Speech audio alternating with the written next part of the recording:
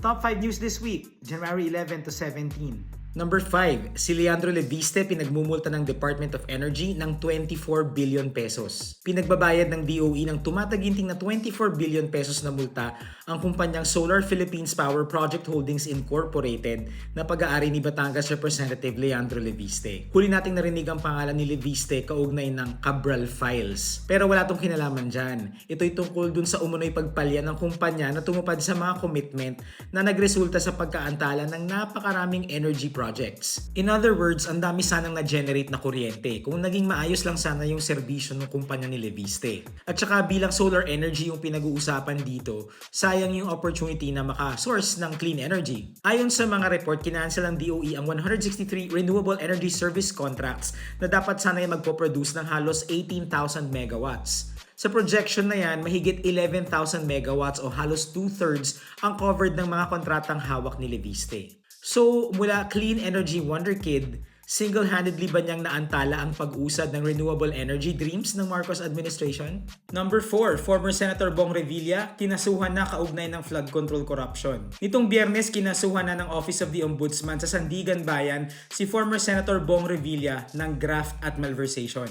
Kasama rin sa mga akusado ang mga dating DPWH engineer sa Bulacan na sina Bryce Hernandez at JP Mendoza. Nag-ugat to dun sa mahigit 92 million pesos na flood control project sa Pandi, Bulacan. Ayon daw sa investigasyon ng Ombudsman, may 76 million pesos daw na nagasta para dun sa project na hindi naman na-implement. Tapos, idineclare pa raw ng mga akusado na completed na yung project para ma-release yung balanse ng budget. Kahit na hindi naman to nagawa. Nameke raw sila ng mga dokumento para palabasing tapos na yung project. Ito na ang pangatlong set ng mga kasong naisampa kaugnay ng flood control corruption scandal. Nauna na yung kina Zaldico, Sara Diskaya at ilang DPWH officials. Deja vu ito para kay Revilla. Matatanda ang sangkot siya dun sa pork barrel scam more than a decade ago. Naabsuelto lang siya sa plunder and graft cases pero pinagsasauli siya ng gobyerno ng mahigit 124 million pesos. Ngayon naman, isa siya sa mga binanggit ni ex-DPWH Yusek Roberto Bernardo na tumanggap daw ng mga kickback mula sa flood control projects. Idol talaga si Cap. Consistent. Number 3, survey says maaasahang institusyon laban sa flood control corruption ang media.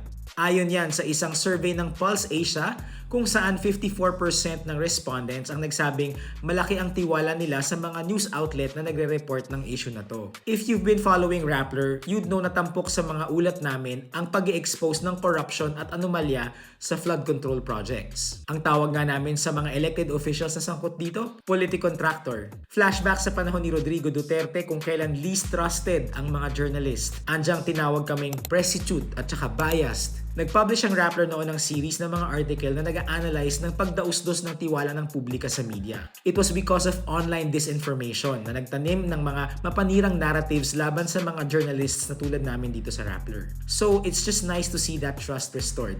Number 2, si Atong Ang pinaaresto na at take note, no bail. Ipinaaresto ng isang korte sa Laguna si gaming tycoon Charlie Atong Ang at ilan pang suspects dahil sa kaso ng mga nawawalang sabungero. Hindi pinapayagang magpiyansa si Ang at ang iba pang akusado dahil non-bailable na offense ang kidnapping with homicide. Unang nadawit si Ang sa pagkawala ng mga sabungero noong 2022. Siya yung may-ari ng Lucky 8 Star Quest, ang operator ng mga sabungan kung saan huling nakita yung mga biktima bago sila naglaho. Nitong 2025, itinuro si Ang ng dati niyang kanang kamay na si Julie Dondon Patidongan na mastermind daw siya umano sa likod ng pandurukot at pag-salvage sa mga sabungero.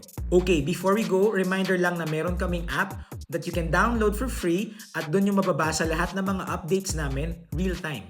Alright, number 1, Rappler exclusive, ang multi-million euro mansion ni Martin Romualdez sa Spain. Sa pagsisiyasat ng Rappler, natuklasan namin na may mansyon si late Representative and former House Speaker Martin Romualdez sa Spain. Ang listed value ng property nasa 6 million euro o hindi bababa sa 444 million pesos. So bakit namin binabalita to? Well, maaari kasing indikasyon ng hidden wealth ang mga ganitong klase ng ari-arian, lalo na yung mga nasa ibang bansa. Remember, idinawit si Romualdez na pinsan ni President Marcos sa umano'y pagre-remit ng kickback mula sa mga anomalous flood control projects. Mabalik tayo dun sa property sa Spain. So binili ito noong January 2024 sa pamamagitan ng isang korporasyon na linked sa fraternity brothers ni Romualdez. Ayon sa official records na incorporate ang kumpanya ilang araw lang bago ang pagbili sa property. Hindi naman red flag yung mismong pag-a-acquire ng isang kumpanya ng real estate.